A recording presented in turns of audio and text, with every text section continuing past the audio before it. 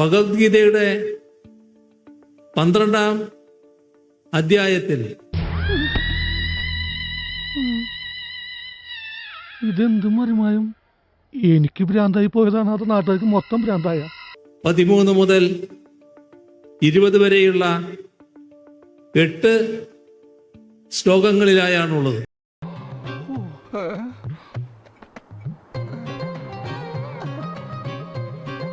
അതിലേറ്റവും പ്രധാനപ്പെട്ടത് അദ്വേഷ്ട സർവഭൂതാനാം മൈത്ര കരുണ ഏവജ എന്ന് തുടങ്ങുന്ന ഭാഗമാണ്. പറയുന്നതൊന്ന് പ്രവർത്തിക്കുന്ന വേറൊന്നും. ദൈവമില്ല, അമ്പലമില്ല എന്നൊക്കെ വിളിച്ചു പോകും. എന്നിട്ട് ആരും കാണാതെ തലയിൽ മുണ്ടും പോയിച്ച് ദൈവത്തെ തൊഴാൻ പോകും. ആര്? സാറ് തന്നെ. இதுல ஆச்சரியம் என்னன்னா, கடவுளே இல்லை என்று சொல்லக்கூடியவர், கடவுளை நம்பாத திரு விஜயன் அவர்கள் மேடைக்கு வந்து பகவத்கீதையை பத்தி நமக்கு பாடம் எடுக்கிறார். ஆச்சரியம் பாருங்க.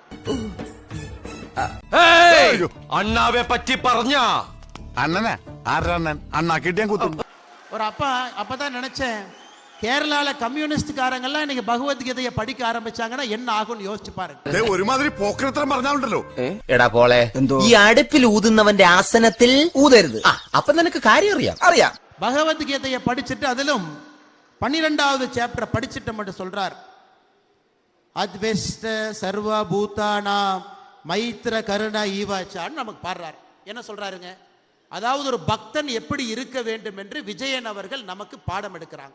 കഴുത്ത് വരെ പെരുമ്പാമ്പ് വിഴുങ്ങി അവന്റെ തലയില് ഹാന ചവിട്ടിന്ന് പറഞ്ഞ പോലെ നീ നിന്റെ തലയാണ് ഉദ്ദേശിച്ചത്. அந்த மாதிரி பக்தனா நீங்கெல்லாம் இருங்கன்னு கடவுளை நம்பாத விஜயன்.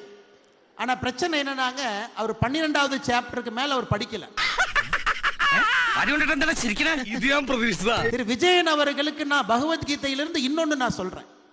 12வது சாப்டரை தாண்டி இன்னும் கொஞ்சம் முன்னாடி போங்க. 13வது சாப்டர், 14, 15, 16வது சாப்டர் போனீங்கன்னா 21வது வரிய திரு விஜயன் அவர்கள் மறுபடியும் இன்னைக்கு பகவத்கீதை எடுத்து படிக்கணும்.